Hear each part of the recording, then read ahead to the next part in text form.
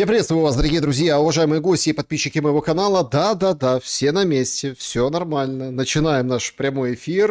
Игорь Мосейчук на связи прямо сейчас. Игорь Владимирович, приветствую вас. Приветствую вас, Александр. Приветствую наших уважаемых зрителей.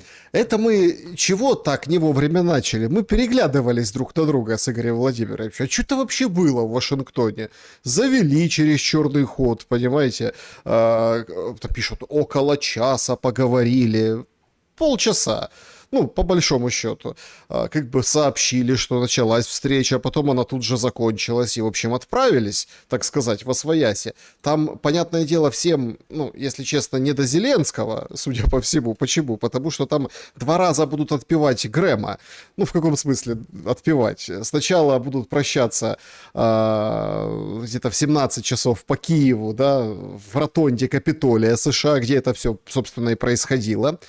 Встреча имеется в виду Трампа и Зеленского. Там будет Джей Ди Венс, диджей Джей Ди, короче, Венс выступит. А потом будут в соборе служба, и, в общем, там уже Трамп будет выступать. Поэтому я так понимаю, что это даже похлеще была встреча, чем на стульчиках на похоронах Папы Римского. Ну, в общем, обо всем по порядку, обо всем как всегда. Традиционно призываю всех подписываться, ставить лайк. Естественно, пишите в комментариях, с чем согласны, с чем не согласны. Подписывайтесь на Мосейчука. Опрос сегодняшнего эфира, он такой, сказочный, да, кто у разбитого корыта окажется, и чье корыто крепче, Трампа, Зеленского, Путина или Урсулы.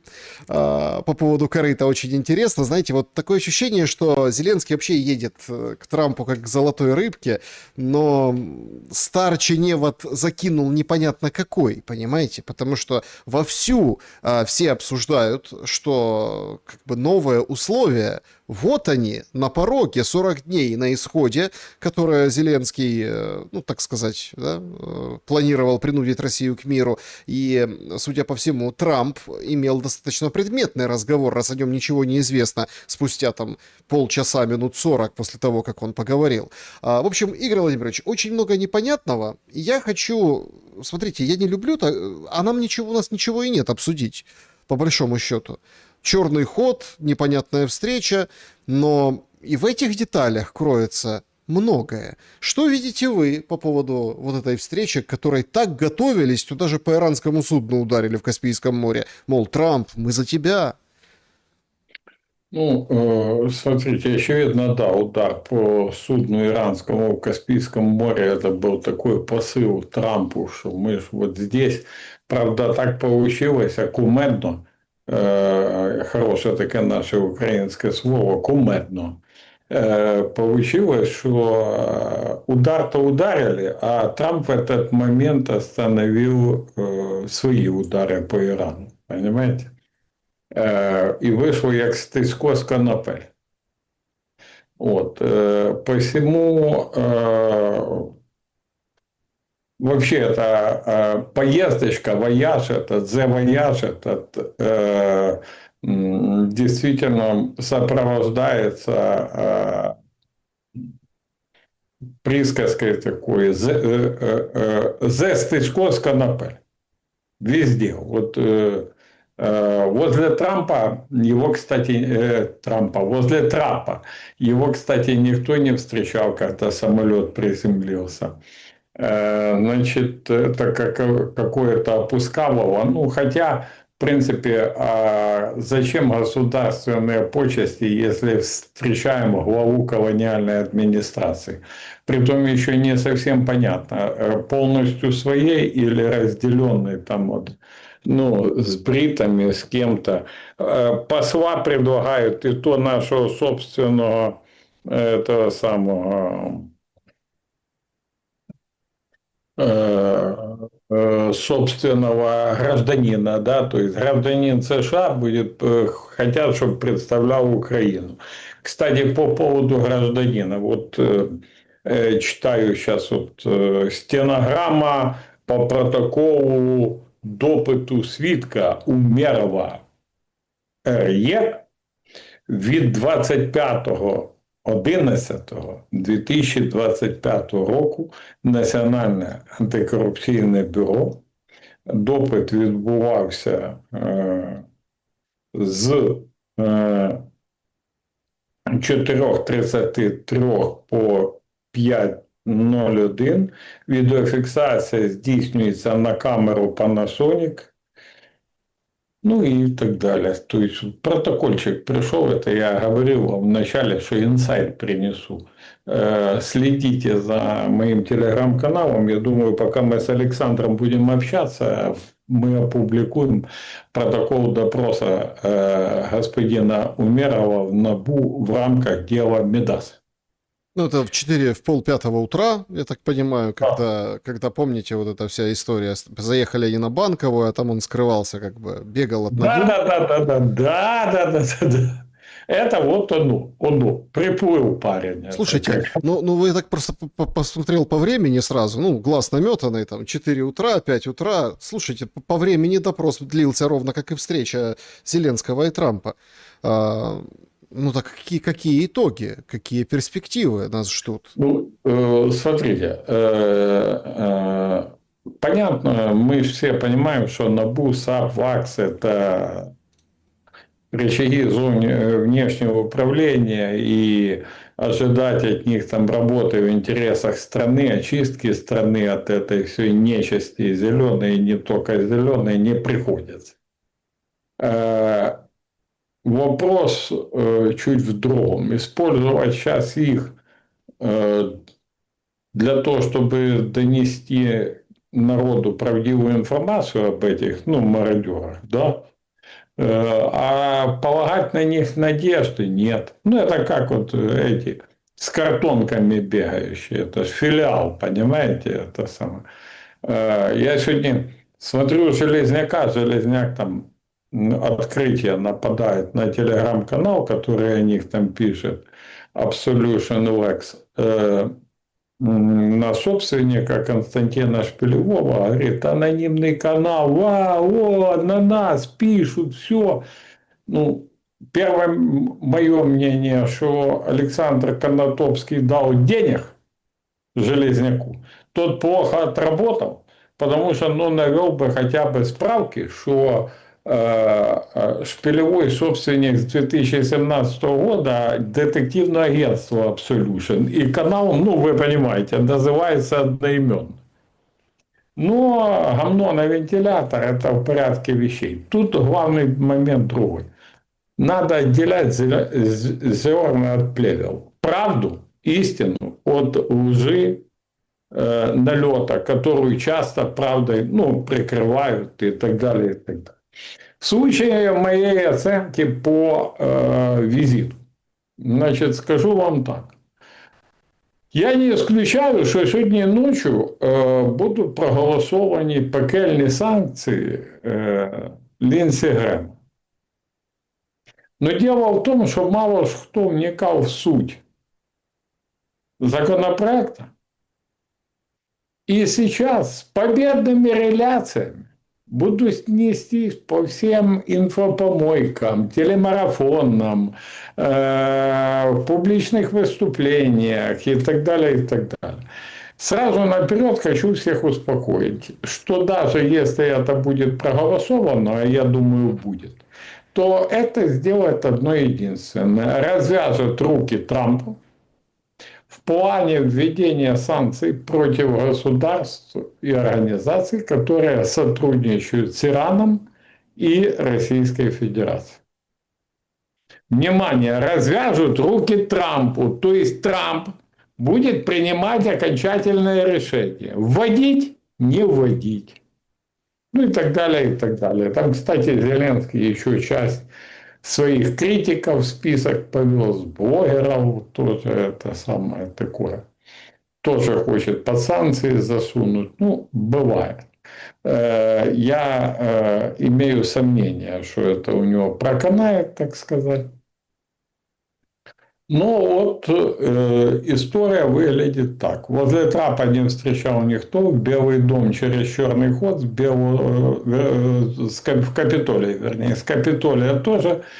Где посадят сейчас или поставят на похоронах Линдси Грэма при той и той церемонии, надо посмотреть.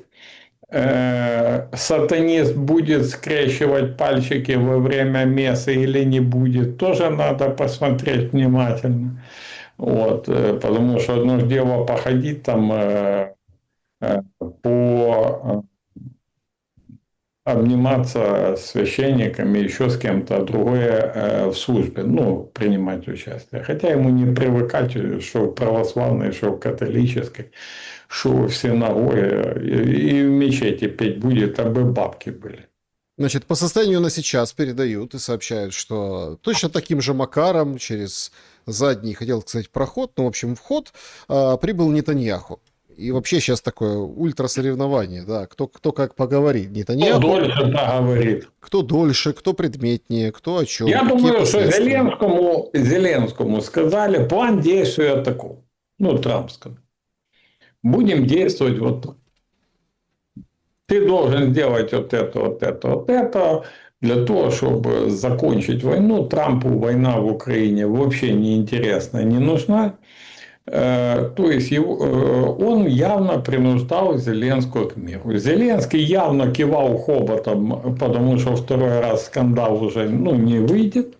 Так все закрыт, под закрытый режим попал, Ну, конечно. хоть закрыто, хоть не закрыто. Кивал хоботом, а в результате, выйдя, держал дулю в кармане.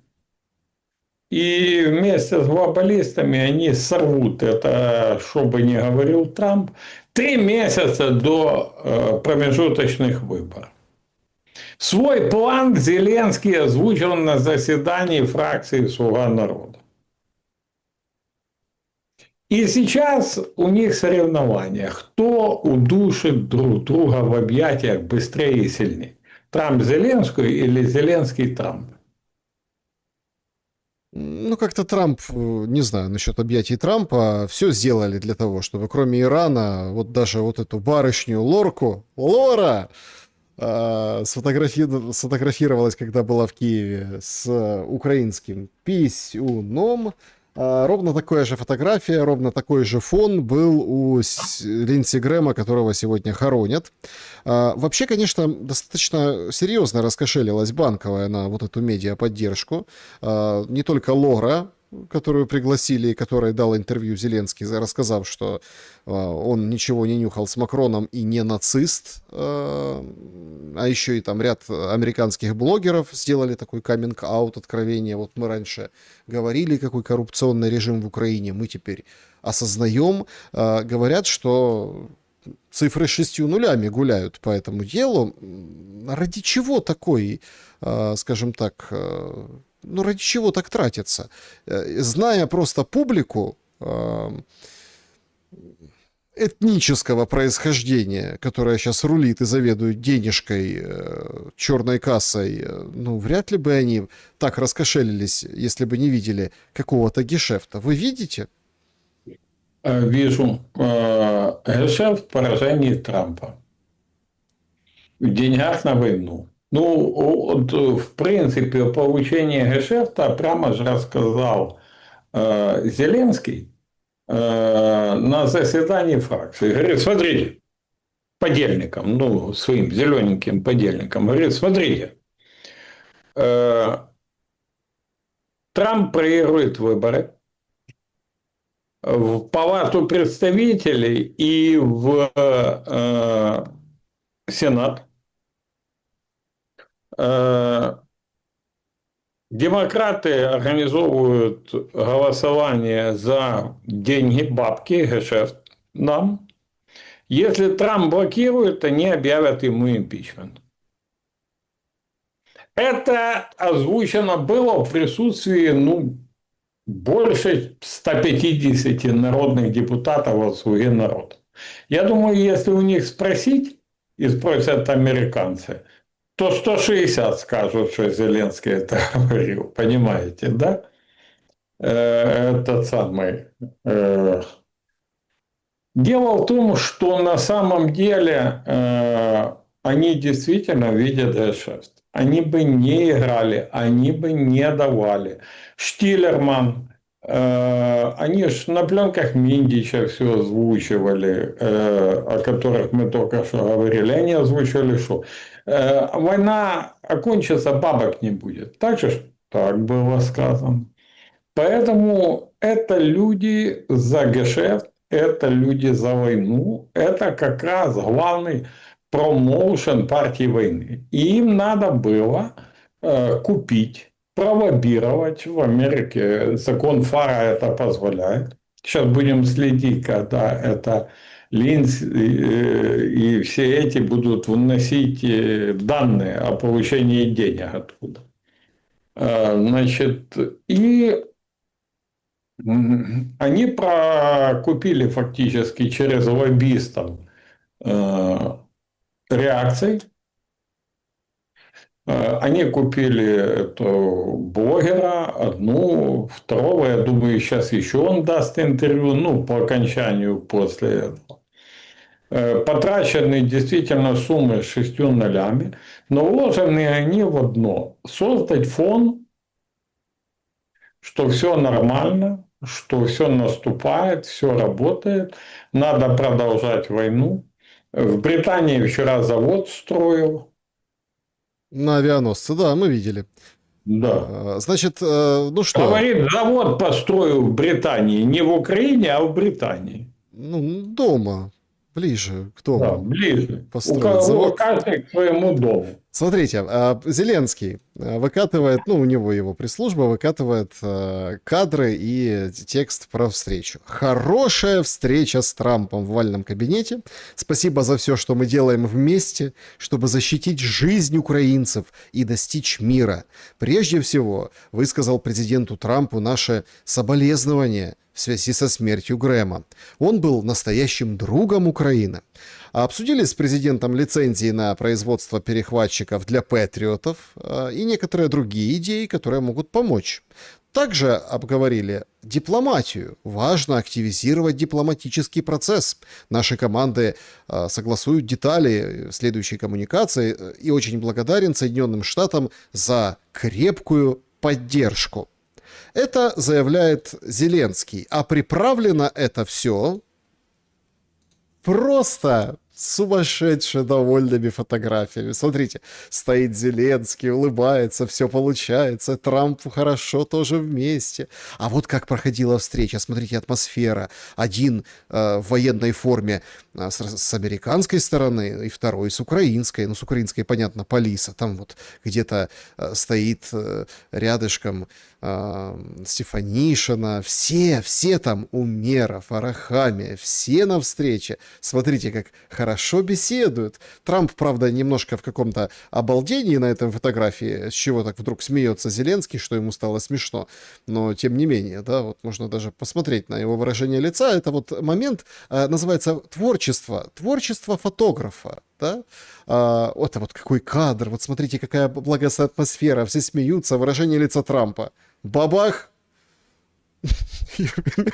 Царство небесное, директор школы так смотрела, она историю преподавала, когда мы заходили в кабинет, и, в общем, какую-то ахинею несли, отвечая на вопрос. Ну и вот здесь, понятно, самолетик, все так сидят друг напротив дружки. Замечательно, замечательно. Зеленский там прохаживался, смотрите, опираются на стулья, Умеров, Зеленский, ах.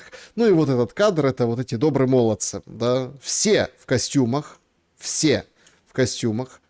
Из состава мы видим, понятно, да, Сибигу, Арахамию мы видим, Кислицу и Буданова в костюмчике. Арахамия в туфлях? Вроде как да. На прошлом видео, на прошлой фото было видно. Да, в туфельках Арахамия. Вот такая встреча. Смотрите, как все хорошо. Перехватчики для патриотов в кармане, новые идеи, все замечательно. Поэтому ничего военного, смотрите, воюем дальше, продолжаемся. Вопрос только, а что там с дипломатией? Что там, воздушное перемирие мы хотим инициировать, чтобы Трамп пролоббировал среди россиян? Ну так, по крайней мере, последние 2 дня пишет Рейтерс и другая пресса. Ну да. Смотрите, вся эта команда показуха, это то, что мы говорили, это создание имиджа. Это попытка пролоббировать Умерова послом. Вот. Это попытка показать, что у нас все хорошо. Сейчас вот они проиграют выборы. Мы сразу голосуем бабки. Бабки! Гешефт главное. Как вы правильно подметили, этническая особенность. Гешефт. Вот. Я, правда, думаю, может, это самое, может, Умеров иудаизм принял это самое, потому что эта блогерша сказала, что мусульман не видел. Да, какая разница? Там обрезание, какая разница рядом ходит. Ну и это самое. Вот. Говорит, мусульман не видела. Либо в мешке Умерова за собой носили, либо он иудаизм принял. Другого объяснения у меня нет. Вот, этим высказыванием. Вот. Говорит, свободно дышалось так, Умеровым не пахло. Понимаете, это самое. Ну да, вот сейчас вот протокольчик подготовим, почитаем все, прозреем. Посол у нас вот нарисовался. Послиха была до него. Два уголовных дела он набу. Теперь посла с уголовным делом. Еще гражданина США, гражданина Российской Федерации и гражданина Турции. Ну вообще, я не знаю, что надо сделать, чтобы продавить Агромат в подобной ситуации. Может сразу себя колонией объявить уже, это и бог с ним. Вот, ну, Два аспекта, причем очень важных. Значит, Украина, я так понимаю, вот после этой встречи, ну, в общем, все на мази у Зеленского. Это означает, это вот, кстати, свежее, там каждый день таких как бы кадров и видео там есть, и фото. Это вот в районе Затоки, Одесса, очередное судно горит. Днем сегодня было сообщение о другом судне. В общем, каждый раз в порты украинские заходить очень и очень проблематично. Но, я так понимаю, контракты горят, пытаются проходить, но, в общем, ну, проблемы.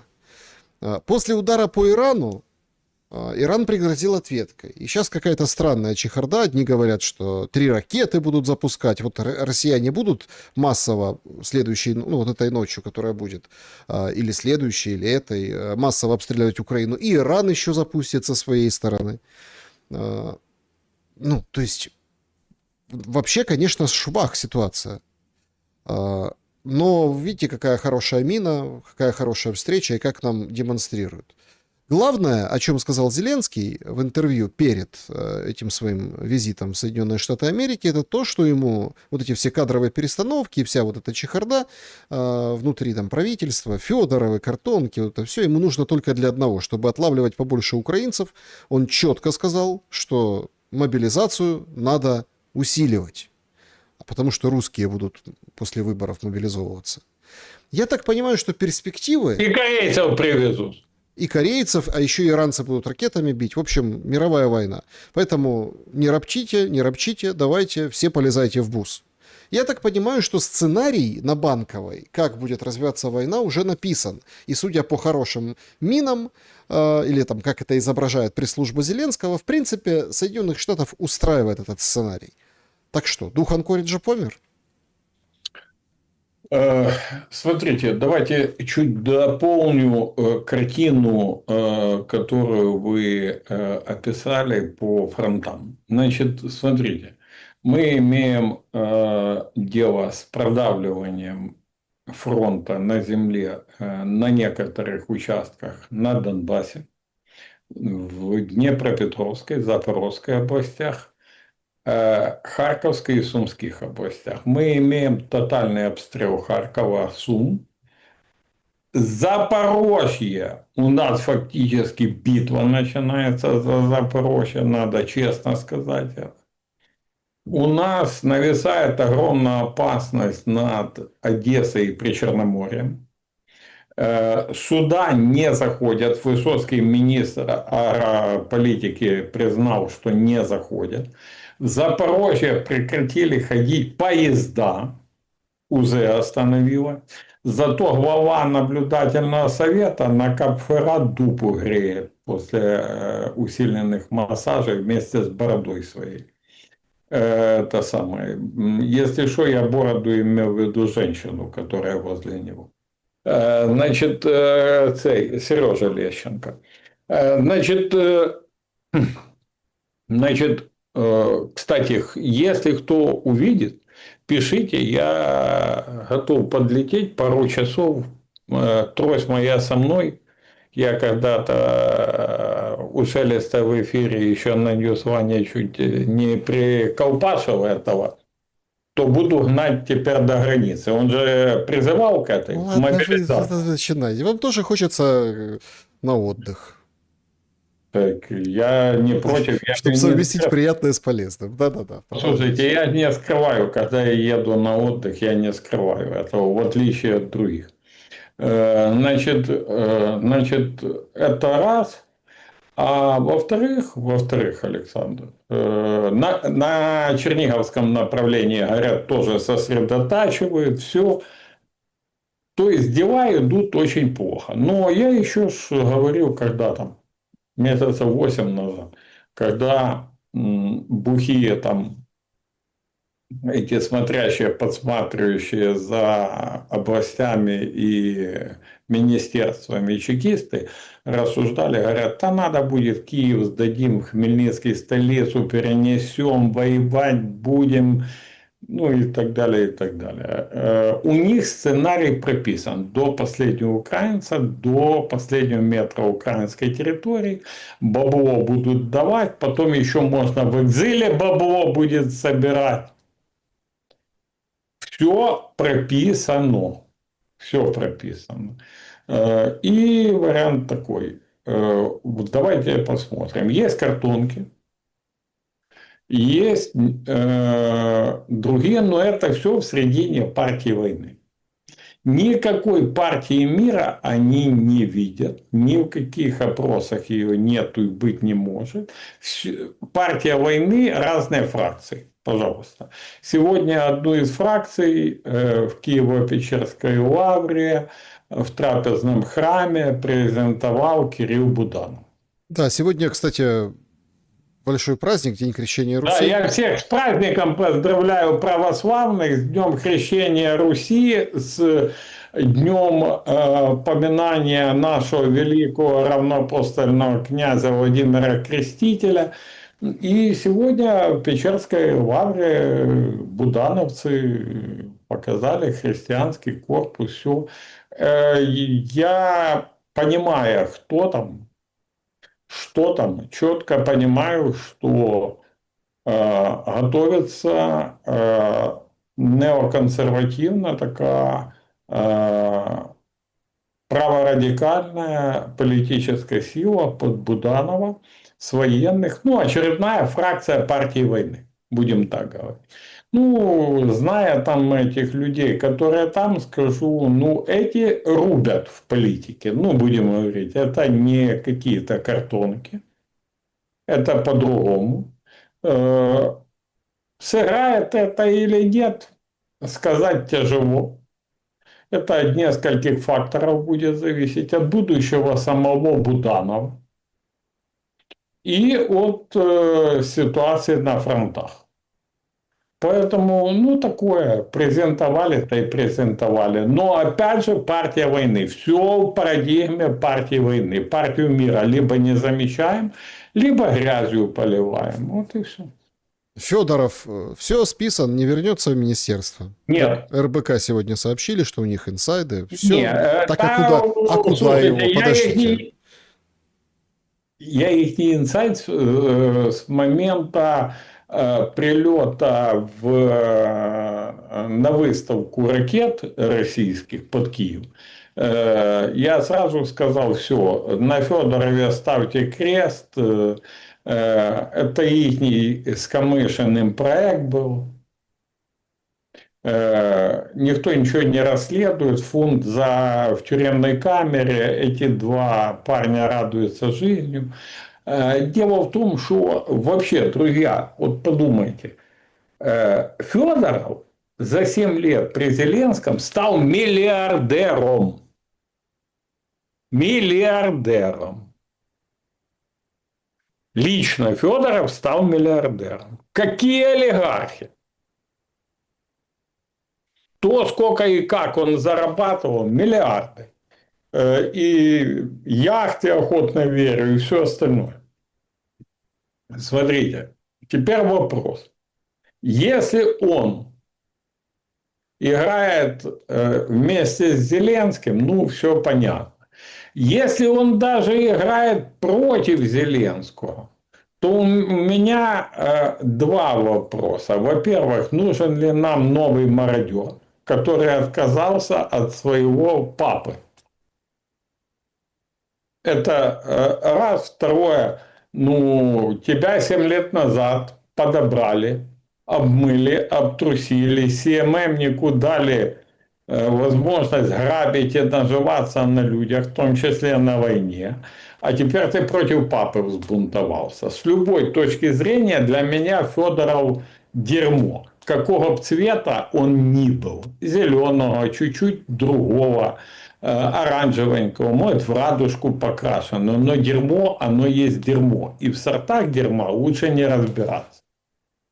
Мы в прямом эфире, друзья. Значит, приходят кадры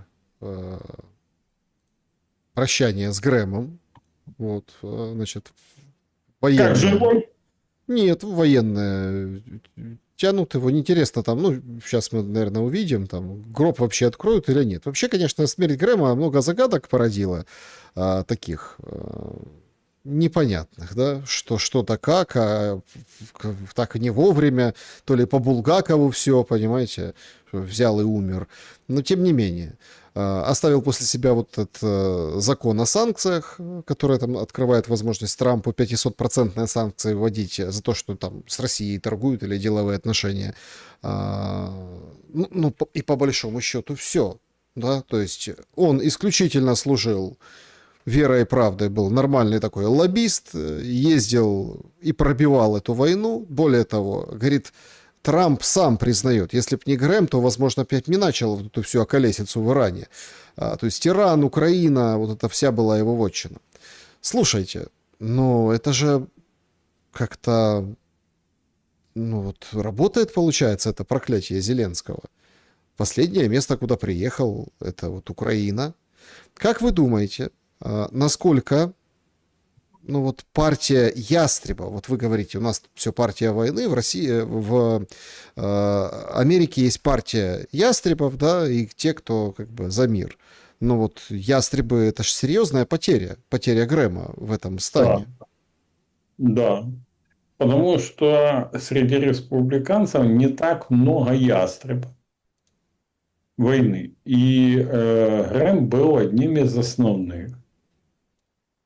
Не выдержало сердечко там в Киеве, покувыркался с кем-то как-то неправильно на старости лет или еще что-то.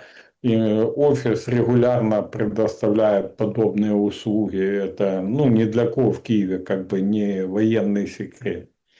Вот. Ухайдокали дедушку, пока долетел, может, таблеток, чтобы с потенцией все нормально было, нажрался, не знаю. Это вскрытие было, и там американцы сами разбираются. Но потеря для ястребов войны в США очень серьезная. А для партии войны в Киеве так вообще громадно. И это одно из объяснений, почему понесли бабки с 6 нулями этим и блогерам, и другим. Ищут замену. Надо замена со стороны республиканцев. Для партии войны в Киеве потеря еще больше, чем для ястребов войны в США. Потому что там о бабках, ну, в США. А тут о глобальном контроле, взаимодействии, ну и так далее. Понимаете? Там же вы же помните, что буквально перед смертью скандал вспыхнул об откатах Грэму через Прибалтику денег за поставки в Украину. Все, они потеряли мостик. И партия войны потеряла мостик. Это очень серьезно. И дальнейшее развитие всех событий, как оно будет развиваться, ну, тяжело сказать. Вообще все это, конечно, призвано для того, чтобы, ну, давайте так, еще больше людей ухайдокать. Вот эти удары по портам, удары по судам, это все же закономерно приводит к тому, что там работники портов бронь потеряют, все остальные тоже бронь потеряют. И, ну, давайте откровенно, людей Зеленский как бы продает свои возможности. Говорят, мы будем людей отлавливать еще больше, поставлять на фронт. Усиление мобилизации, очевидно, будет. Очевидно, будет. Не зря выпустили этих говорящих голов долбограев, которые рассказывают о ухилянтах, которые будут рабами после войны у неухилянтов. Ну и подобные другие вещи, усиление мобилизации. Плюс сломлено, смотрите, Зеленский боится двух вещей. Двух. Это показали и последние события, и перед этим события. Он боится военных, красивых, здоровенных. И он боится Майдана. Майдана как стихию, то есть неконтролированного, да, Майдана. Значит, то, как он встречался с военными, интенсивно обнимал, облизывал и так далее, и прощупывал до принятия решения по Сырскому Драбатому, да, свидетельствует, как раз демонстрирует его страх Александр. А то, как он игнорирует картонщиков, показывает, что такие Майданы он не боится. Он понимает, что он контролирован, он понимает, как, что. Конотопского и этого второго Бабенко, которые спонсоры, да, этой истории, прямые спонсоры, не те, которые там, ну, за кулисами сидят, фиавы, пинчуки, а прямые, умножат в ноль. Уже есть материалы, они действительно сотрудничали там, через Казахстан с Россией по дронах, еще что-то. Ну, короче, на всех вот этих оборонных баронах, ну, военных, вооруженных баронах, клейма негде ставить. Завтра, если надо будет Петю Васю взять, возьмут Петю Васю.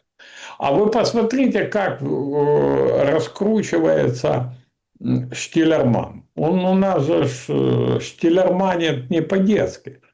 Он Россию разваливает. Торговые сети уничтожает, да, и так далее. Говорит, одну уничтожили, потом возьмемся за озон. А почему избирательно? Не все подряд, а избирательно, а?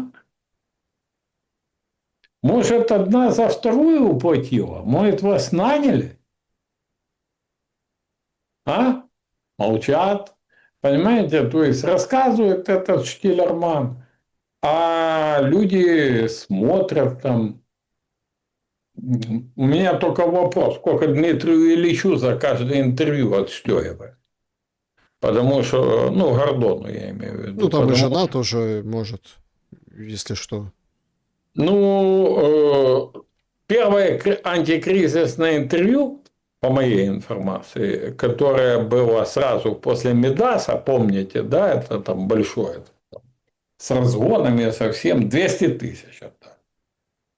Вот. Поэтому ну, у них есть бабки, они сидят на них. Фейерпонтом никакой Штиллерман не руководит, просто это голова говорящая.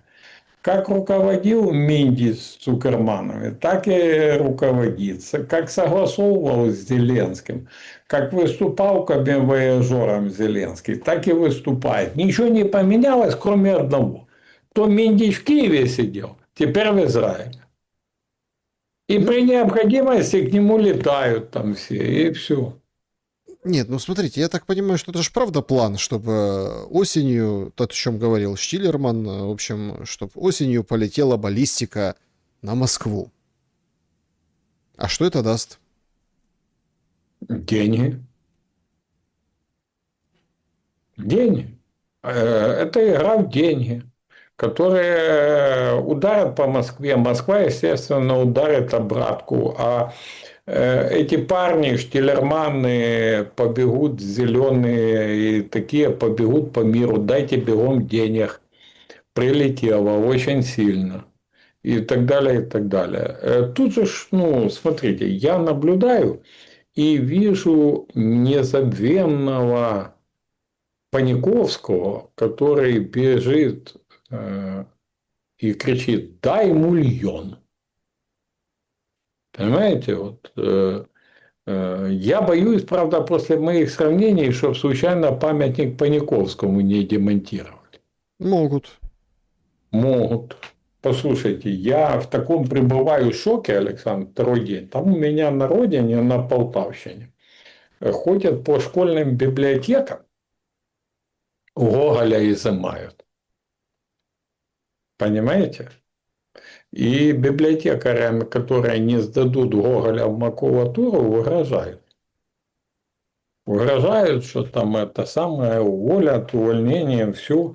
Я там с одним недоразвитым вчера пытался общаться из этих зеленых хунвейбинов. Говорю, ну, он говорит, это враг, это московит, это вот, ну, он империи служил. Ну и так далее, и так далее. Я, конечно, говорю, послушайте, а вы вообще в своем уме, вы понимаете или не понимаете глубину Гоголя, что более краше, чем он, красоту Украины никто не воспел, дух Украины никто не воспел, казацкий дух никто не воспел. Никто лучше него не высмеял чиновников имперских, ну, на тот момент, да, это самый. А он мне говорит, нет, имперец. Я тогда, ну, я ж читать, в отличие от этих зеленых унвинов, разную литературу умею. Я тогда открываю и говорю, вот, вы за национализм, да. Говорю, смотрите, цитата. Ні один із повістярів, що писав по-українськи, не відтворив так блискуче і з таким розмахом типи, а особливо дух старої козацької України, як Микола Гоголь. Говорю, как вы думаете, кто это написал? Он, а кто? Говорю, Донцов. А он говорит, это тот, что в Москве детективы пишет.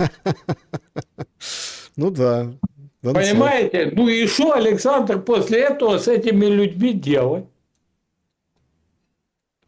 Значит, приходят тревожные вещи, тревожные по-настоящему для рассмотрения. Пожалуйста.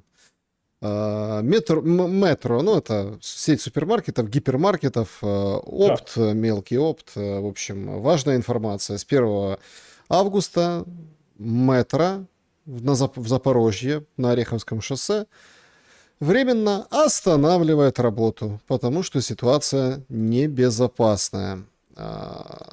Метро это вот сейчас летит по эпицентрам, по всем. Вот метро это как эпицентр, только там продукты. Ну, то есть по большей части. Там стройматериалы, там продукты. И поэтому, в общем, ситуация, конечно... Александр, еще раз, смотрите. Началась битва за Запорожье. Ко мне там обратились западные журналисты и говорят, а можешь найти там людей, которые, ну, гражданских людей из Запорожья, которые прокомментируют жизнь в городе. Я обратился к 10, все 10 отказались. Почему? Боятся. Боятся. Гражданские боятся. Город просто такое впечатление, что в городе начинается бал сатаны. Вот прямо мне один там человек со мной общался, он сам историк по образованию. Говорит, бал сатаны фактически начинается. Говорит, вот они Булгакова убрали, а тут вот сейчас вот такое вот. Бегают, хватают, ну, такое, как исход. Как дни Турбиных, только в Запорожье, понимаете? Ну, то есть, ужас какой-то. А падение, не дай бог, Запорожья – это открытие дороги на Днепр. И угроза Николаеву Одессе. Понимаете? А они стараются молчать об этом, замалчивать. Не предпринимаются это. Сейчас будут кричать «Фортеса Запорижья». Ну, мы же это слушали, понимаете?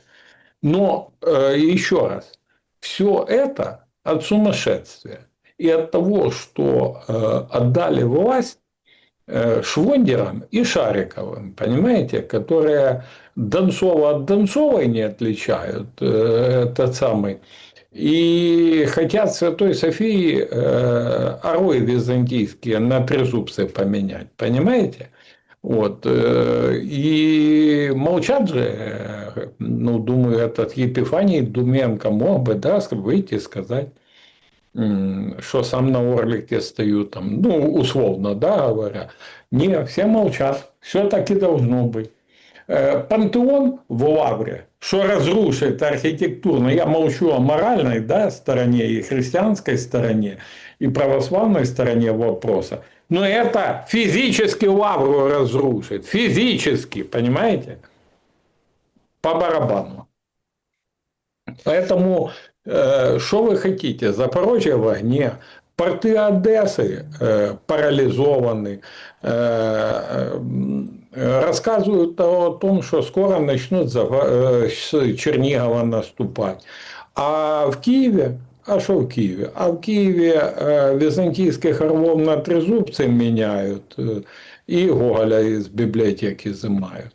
Вот все. Очень интересно, как бы, каких инсайдов вам еще не хватало, как говорится, да? Вот, ну, да, проофисный паблик говорит, что у него есть источники, и Украина готовится возбудить уголовное дело против Лукашенко за пособничество России во время вторжения в 2022 году и принудительный вывоз украинских детей в Беларусь. Представляете, был еще такой принудительный. Ну, возбудят, дальше что? Смотрите, казалось бы, это Лукашенко-то отбился, а мы сегодня слышим перебежавшего от Федорова в советники к Зеленскому Флеша, что вот, они сейчас включат опять эти ретрансляторы, которые мы победили, и полетят шахеды, полетят на Ковель, туда, на западную сторону Украины. То есть... Они хотят принести войну в Беларусь. Они хотят начала войны. Вроде же Лукашенко промотнулся, в Москву съездил, в Пекин, и как бабка пошептала, что опять? Они хотят... Смотрите, вот Лукашенко очень хорошо, при всей, кто как не относился к нему, но Лукашенко очень хорошо знает историю. Вот он ее знает. Никогда в истории не было войн между украинским и белорусским народом. Никогда. Даже между усобных. Понимаете? Не было. Это уникальный случай с нашими соседями, но этого не было. Более того, в 3 государствах вместе жили. В 3. В Советском Союзе, в Российской империи, в Великом княжестве Литовском, основой которого, кстати, нынешняя Беларусь, ну, была, да? Все, и не воевали никогда. А тут вот наша, эта партия войны, которая этнически состоит, ее верхушка, понятно из чего и из кого, с людей, которые гешефт делают, да? они хотят развязать войну. Почему? Потому что глобалисты заинтересованы в свержении режима Лукашенко. По их мнению, это ослабит Россию, это ослабит еще кого-то. То, что там ядерное оружие, то, что это к мировому коллапсу может привести, им плевать. У них золотой телец превыше всего. Приходят новости. Давайте как бы вернемся к нашему... Как это? Лягушонку с Коробчонкой. Лягушонку в Коробчонке. Лягушка-путешественница зеленого цвета. Она сегодня у всех на слуху. Значит, Зеленский, да, комментарий к встрече. Это комментарий журналиста из Deutsche Welle. То есть это прям уровень, как говорится. Зовут этого журналиста Миша. Миша. Мадовский. Короче, он пишет, что Украина ожидает визита Стива Виткофа и Кушнера после встречи Зеленского с президентом США. В ходе визита в стороны продолжат переговоры, начатые сегодня в Белом доме. И, кроме того, один из украинских чиновников сообщил этому Мише, что... Ну, вообще какие-то пошли эти... То Миша, то Лора. Ну, ладно. Значит, сообщил журналисту, что встреча Трампа и Зеленского носила практический характер. Основной темой переговоров стало возобновление дипломатических усилий по урегулированию конфликта, добавил этот собеседник. Формулировки вообще какие-то ни о чем. Вообще, по атмосфере... Это то, что я говорил, Александр. Давайте будем душить друг друга, обнимать друг друга, но каждый в кармане фигу будет держать. Трамп ненавидит Зеленского, Зеленский ненавидит Трампа, изображают большую любовь на публику. Ну это же очевидно. Зеленский, не скрывая это, рассказывал на фракции, мы же говорили, когда это 1,5 месяца назад. То, что Трамп его ненавидит, это очевидно, и потому что он способствовал тому, чтобы Трамп проиграл выборы и сел в тюрьму на ПЖ, на пожизненно. Ну, он это не скрывая, говорил тоже своему окружению. Это факт. Но эти люди изображают, знаете, там, цёмки, бомки, рукопожатия. Сейчас будут слезы по Грэму лить. Да, навзрыд. Навзрыд сейчас будут рыдать. Ну, если для Зеленского эта потеря как бы понятна, надо нового лоббиста искать, бабки тратить, ну, лишние и так далее, то для Трампа, наоборот, перераспределу влияния и денежных потоков. Ну, правда, все же понимают, что Линдси Грэм сидел на денежных потоках на оборонке. Это что, новость или что? Нет.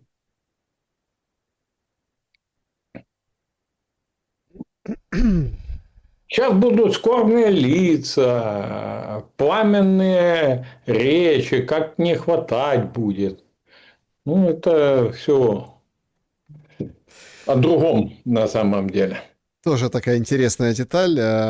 Там встреча в Белом доме Нетаньяху. Ну, после Зеленского. Там. А Венц был на встрече с Нетаньяху. А Зеленским не был. А с Зеленским не был. Ну, такая вот интересная подробность. Друзья, подведем итоги нашего сегодняшнего вопроса и перейдем к вашим вопросам. Чье корыто тверже? 5% Зеленского считают, 11% Урсулы, 23% у Трампа и корыто Путина тверже считают наши зрители. Вопрос, конечно, метафорический и шуточный, но спасибо, что проголосовали. Что скажете? Думаю, честно говоря, я думаю, что тверже корыто на двоих. Я думаю, что тверже корыто Анкориджа. Все говорят, дух ушел, так его не было. Был договорняк, который работает по сегодняшний день. Так а в чем, как работает? Как работает? Да, назовите признаки. очень просто работает. Трамп валяет дурака, рассказывает о плохой России, ничего не делает против и дает возможность продвигаться на фронтах российской армии в Украине, наносить удары воздушные. Говорит, у нас ракет не хватает. Мы очень переживаем. Сколько людей гибнет? У нас даже земля там есть, и нетра, да? Вы же помните это сам. Мы очень переживаем. Но дальше великой стурбованности ничего не идет. Понимаете? И ему Зеленый кричит, там они передают иранцам снимки со спутника. Он говорит, я об этом с Путиным поговорю.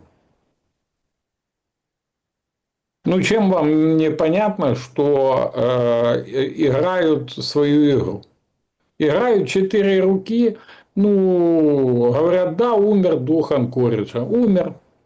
Потом появится дух еще чего-то. Только в этом духе новом условия для Украины будут, ну, дай бог, чтобы не по Днепру.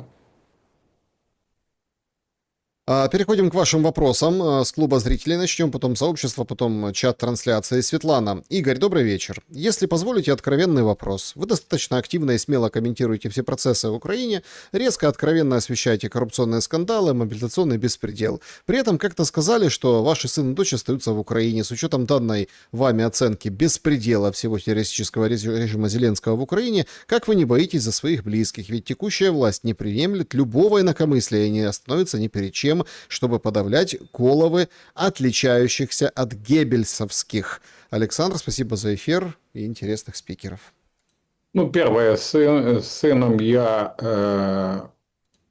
в целях его безопасности не общаюсь. Отцу моему под 80, поэтому, дай бог, ничего не произойдет, да и там друзья рядом в Лобнах. Все мои близкие мобилизированы, отправлены вперед. Ну, а дочь защитила диплом и едет к отцу. Ну, где-то так выглядит. Угу.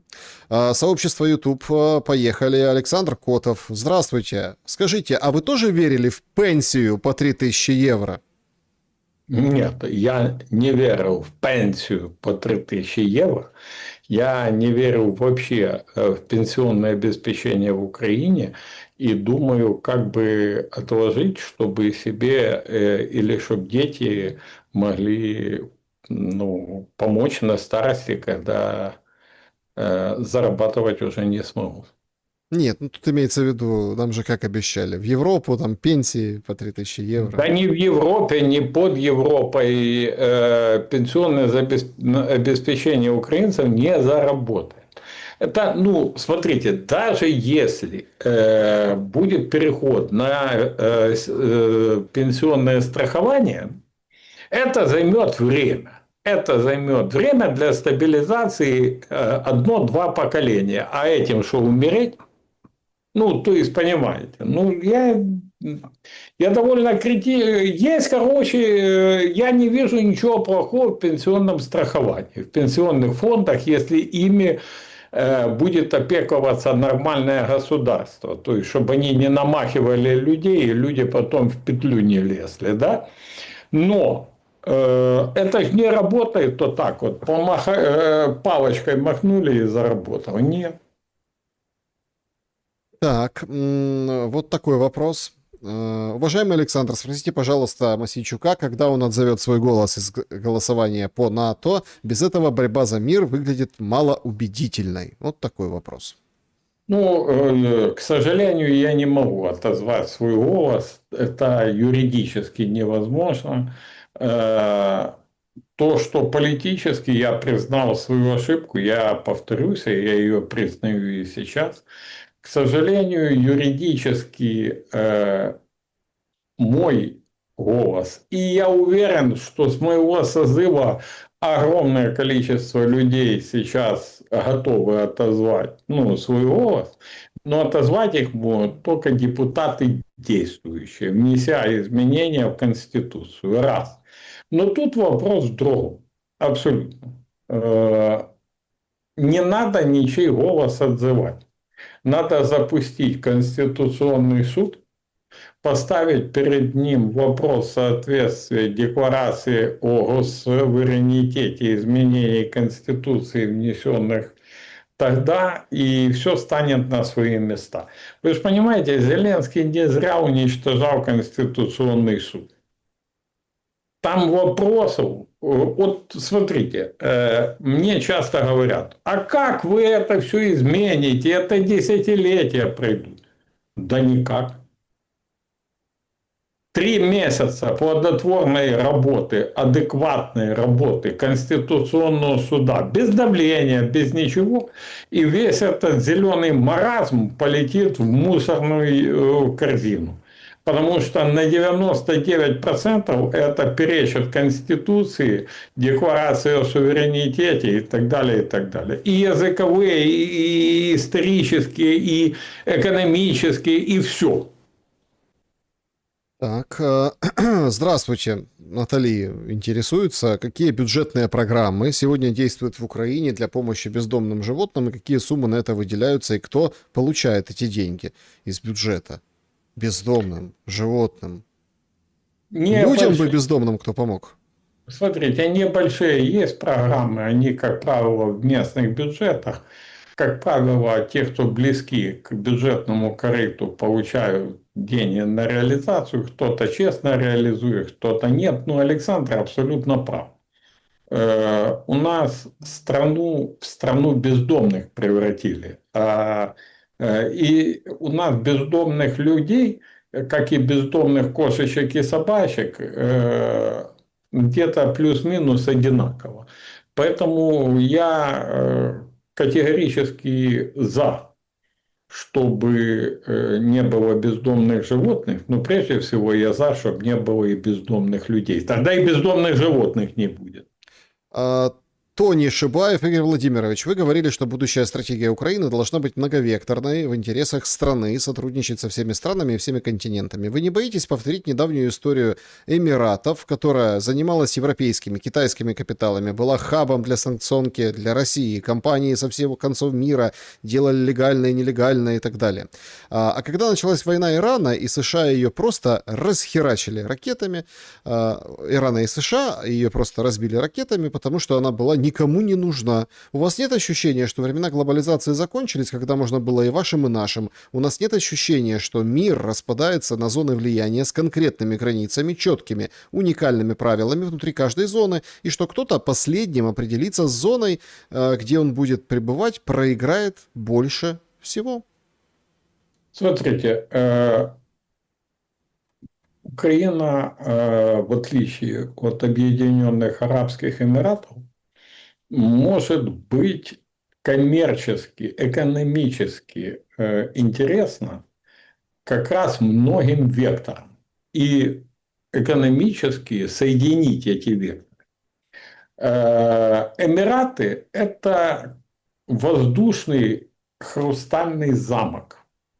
И когда туда полетели первые ракеты, я супруге говорю, смотри, как это будет сейчас рушиться. Экономически, финансово и так далее. Это воздушный, хоть и хрустальный, но воздушный замок.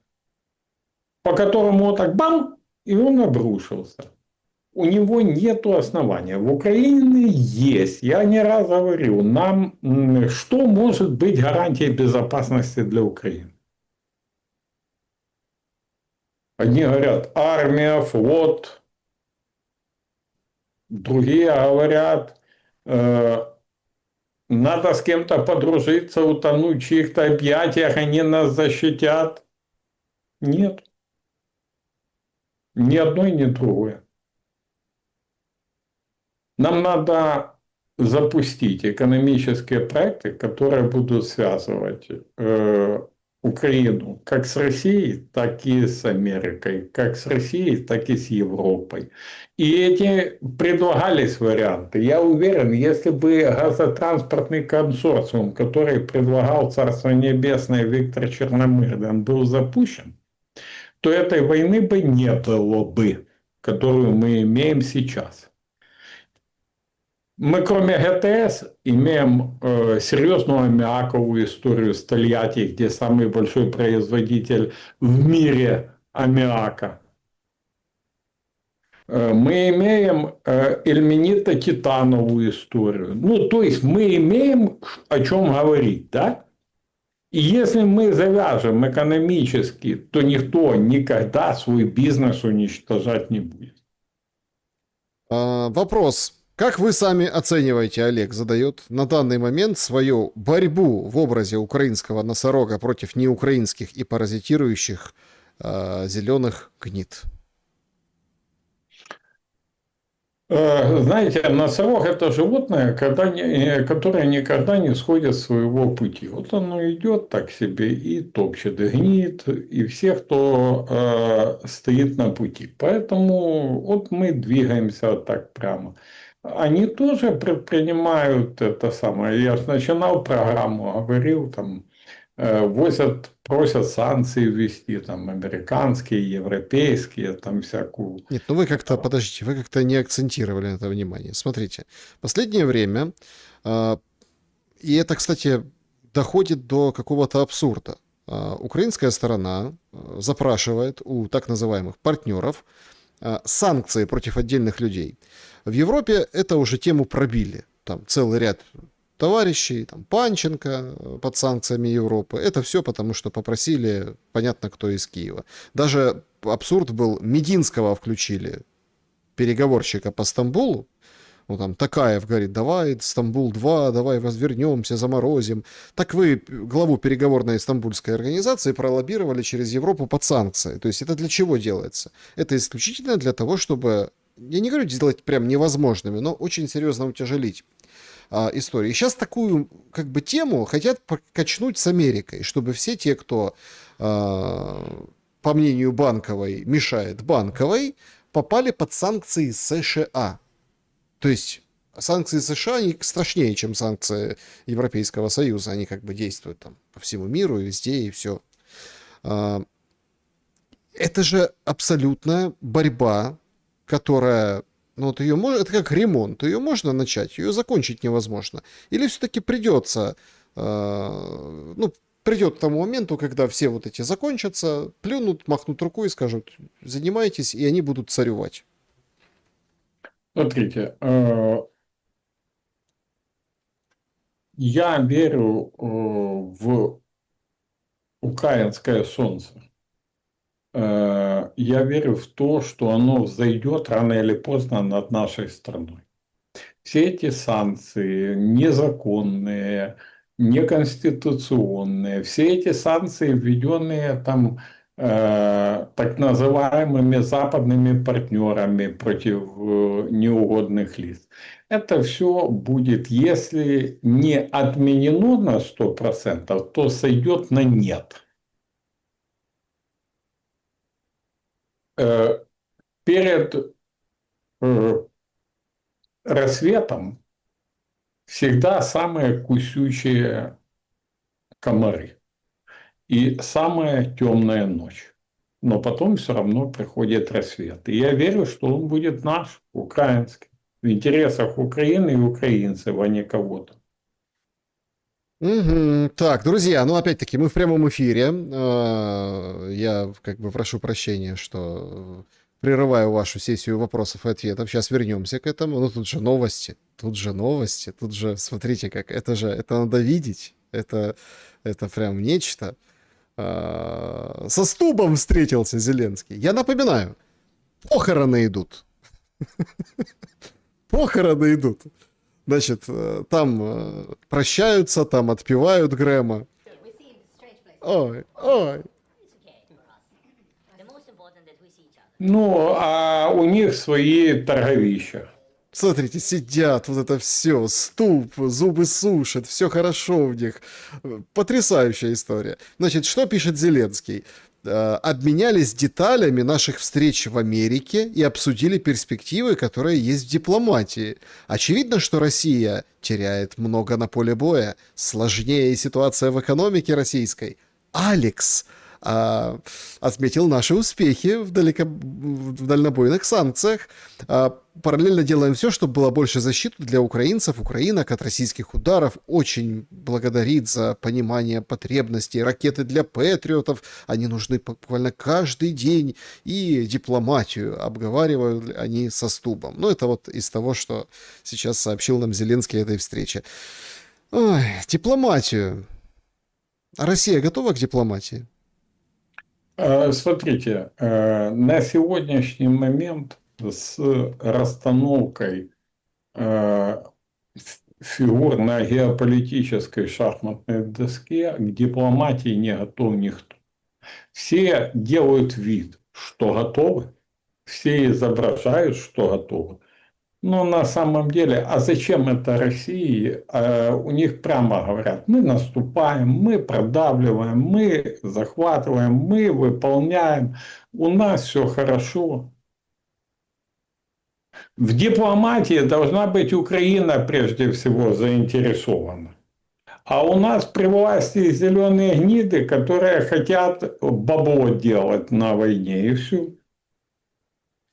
Вопрос. Кажется, Мосейчук работает на власть. Потому что, когда прилетело на стрельбище под Киевом, он сказал, что прилетело в какой-то аэродром, погибших там 9 человек, чтобы не садить кипиш, то погибло намного больше. Он промолчал. Кто дал ему эту методичку? Спросите у него, Александр, пожалуйста. Спрашиваю. Даю ответ. Во-первых, вчера опубликовал расследование, где полностью рассказал, чей полигон. Это, кстати, частное стрельбище, а никакой не полигон. Просто стрельбище частное. Кто организовал, кто стоял за этим. Погибло действительно больше, поэтому это самое первую информацию, которую я дал. Да, я дал официальную информацию, а что я должен был? Выдумывать. Дальше провел расследование, выяснил. Погибло значительно больше. Более того, я вам скажу, на эту выставку, как в советские времена, ну, зеленые же ничем от большевиков не отличаются, для проформы заняли всех представителей даже общественных структур. Например, Украинской ассоциации районных и областных советов. Причем они к беспилотникам. Женщина погибла. А еще одна женщина, моего товарища знакома, сотрудник этого заповедника Киево-Печерского лавра погибла, сотрудница. Что она там делала, понимаете? То есть сгоняли людей. Ну, там же иностранцы, там же потом некрологи. Да? Да. Вопрос. Почему первый иностранный глава, с которой встречался новый премьер Британии, был Зеленский? Потому что новый премьер Британии – это не просто ястреб войны, это крайний левак, такой неотроцкист, который именно, ну, против него его предшественники – это так, пыль. Мы должны ожидать накрутки военной со стороны Британии сейчас очень крупной. Так а что, чему крутить? Ну, понимаете, тут есть ли что крутить? Вот меня волнует этот вопрос. Ну, уже скоро, как говорят по-украински, рэпне, понимаете? Уже треснет скоро все. Ну, они будут крутить. Весь мир разрушим до основания. А затем? Это ж формула ихняя. Это вот ихняя формула. Так, друзья, переходим в чатик. Давайте с чата еще, скажем так, несколько вопросов, пожалуйста. Так. Давайте. Откуда у украинцев во время минуты молчания традиция падать на колени и рыдать? Вроде на Руси такой традиции не было, если только в Речи Посполитой приучили, когда пан проходил. Сергей интересуется. Сергей, вы абсолютно не правы в отношении, во-первых, это не во время минуты молчания, а во время, когда мимо проносят тело погибшего. И такая традиция у казаков имела место, они преклоняли колено. Это было, поэтому, если вы не знаете, то чуть-чуть подучите, возьмите учебники истории, летописи, посмотрите. Ну, вы как относитесь к такой традиции? Смотрите, это дело каждого. Да как каждого орут на тебя, если там ты Еще раз что? говорю, это дело каждого. Тем, что принуждают ходить на день вышиванки только в вышиванке, наоборот, вызывает у молодежи протест и отвращение к национальному. У меня вообще вопрос, мне кажется, что вот эти хунвейбины зеленые, и не только зеленые, они делают все, чтобы отвратить от украинского языка, отвратить от вышиванки, отвратить от веры православной. Ну, понимаете, да? То есть они разрушители, они не созидатели. Вот они кричали, мы принимаем в интересах украинского языка законы. Привожу вам пример, очень простой. Вы помните, наверное, законы о дубляже? Да.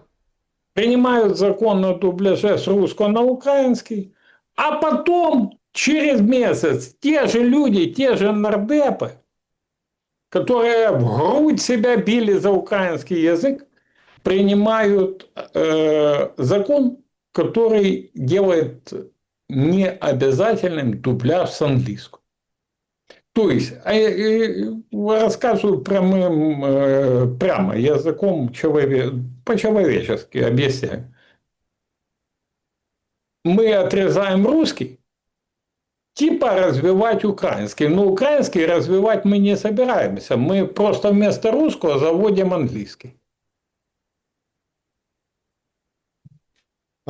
Так, значит, вот такой вопрос. Как вы думаете, попробуют поляки урвать Западную Украину в тот момент, когда Украина будет бессильна? Смотрите, это возможно. И я не исключаю, что может еще дойти до того, что часть там начнет проситься. Чтобы не попасть под Россию. Но я хотел бы избежать этой катастрофы, о которой говорил Путин, о которой говорят там и на Западе некоторые, и на Востоке политики. Я хотел бы этого избежать, и у нас пока есть шанс это избежать. Шансов все меньше, но мы можем пойти, например, по пути Грузии, и это будет абсолютно адекватно по сравнению с развалом и разделом. Игорь, Но Польша должна понимать, что за разделом Украины следует раздел Польши. Это исторически так происходило вот трижды. Было 3 раздела Польши, и вот исторически это так и было. вопрос, Игорь, здравствуйте. Почему не расходятся важное бумажное? В чем, по вашему мнению, необходимость именно в Федорове? Дело уже не в Федорове. По Федорову все понятно, ничего не будет. Дайте вывести с помощью ботов, искусственного интеллекта, разгонов интернета, ну и так далее людей легко. А развести и успокоить не так. Надо уметь и одно, и другое делать, а по ходу дирижеры не сильно специализируются. Плюс их за коки берут сейчас, тех, кто финансово, и они отказываются, ходят те люди, как неприкаянные, там-то и все. Ну, посмотрим. Майдан тоже долго стоял. Да, не, я же еще раз. Так Смотрите, да или не? смотрите, Майдан что? долго стоял? Не, смотрите, они могут стоять сколько угодно. Тут вопрос в адекватности власти. И в адекватности тех, кто дирижирует и силовыми структурами, и нет. Смотрите, по Майдану очень все просто. Майдан первый, с фонариком, и лихтариком, и студенты, и все, был выведен по согласованию, по идеям, которые продвигал Сергей Левочкин, тогдашний глава администрации Януковича. А потом тоже Левочкин наподстрекал определенных людей зачистить Майдан от остатков студентов, чем и спровоцировал дальнейшее событие. Все он знал, все хорошо, демон революции. Вот если сейчас такой демон будет и сможет отыграть одними и другими, то да, а так нет. Формула у любой революции проста. Провокация, репрессия, революция. Провокацию мы видим, репрессий нету и революции не будет. Угу. Может, после выборов в США, спрашивает пользователь, что-то все-таки изменится в пользу России? Может, к концу года закончится все? Спасибо. Смотрите, в США... Вот мы постоянно говорим выборы, правда, да. А после... В США в пользу России не изменится точно ничего. Ухудшиться может. Трамп выборы, очевидно, минимум в одну палату проиграет. Это так, объективно, смотря на ситуацию. Ну и вообще, проиграет, выиграет. Знаете, многие, в том числе и я, возлагали большие надежды, что придет Трамп, порядок наведет, это самое все. Вот он обещал коррупцию, это все, аудит, ну, все вы помните. Ну, вот последний у него шанс. Одеть эту коррупцию демократам на голову, потому что без них ее бы не было. И, возможно, изменить ход событий на промежуточных выборах. Если не оденет, ну, проиграет, придут демократы, будут опять качать водку. Измениться все может только если вот тут в украинцев в голове изменится. У Зеленского есть шанс посадить Порошенко, спрашивает Наташа. Он не будет сажать Порошенко, они давно договорились.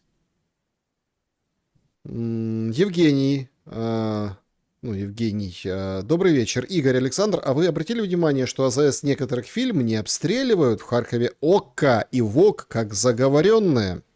Прокомментируйте. Смотрите, я обратил внимание и на этот фактор, и на фактор обстрела торговых сетей в России и в Украине. Кому-то война, кому-то гешефт. Встреча Стуба Зеленского Нетаньяху — это сходка у пахана перед разборками, Александр спрашивает. Ну, вы как специалист по паханам и разборкам. Нет, это там нету это самое. Они будут, это все театр. Театр ради там своих избирателей, ради мирового сообщества. Никаких решений глобальных принято не будет. Игорь Духанкориджа, это договор о том, что Америка не даст Европе довести все до войны России с ней. Ясно, по какой причине. Спасибо, Александр. Духанкориджа – это устные договоренности, понятийные договоренности между Трампом и Путиным и Трампом. Но самое интересное, все говорят о духе Анкоридж, но ни одна из сторон не сказала, о чем конкретно были понятийные договоренности. Можно сколько угодно говорить о том, что дух Анкориджа выветрился, а кто-то знает, о чем были эти понятийные устные договоренности. Ну как, Трамп должен повлиять на Зеленского. Ну и все. И тот должен остановить войну. Я так понимаю. Может, Трамп должен умыть руки и дать возможность Путину продвигаться? Так а он еще не умыл руки? Умыл. А Трамп даже умыть по-нормальному не может. Игорь Масильчук был моим собеседником сегодня. Спасибо большое за время и мысли. Спасибо вам, Александр. Спасибо нашим уважаемым зрителям. Друзья, поддержите канал Александра Шелеста лайком, репостом, комментарием, донатом, если есть возможность, подпиской обязательно. И будет вам счастье, и будет всем нам мир, и будем жить, друзья. Берегите себя, добра и света.